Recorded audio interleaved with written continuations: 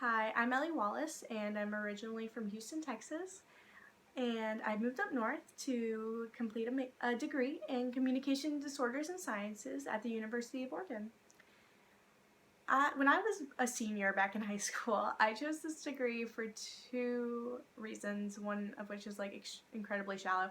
I chose it for one, because speech pathologists make pretty good money, and two, because I really wanted a career that would allow me to help people and make a difference in their lives. So it was about end of freshman year, sophomore year, when I realized that I would not be able to complete this degree without having a passion for the field. And so that's what prompted me to get my job at this child development center near my campus. There I work with children ages 3 months to 5 years, and I am so incredibly fortunate to witness the prime time for language acquisition and development in children, and it is awesome. I love seeing them learn new words or trying to understand language and figure it out and really make sense of it. I have interacted with children who've had both atypical and typical development while taking classes on language development, child development. And to have to have my education just be so in line with my employment and what I'm doing outside the classroom has just been so incredibly meaningful for me, and it really has helped me develop a passion working with children.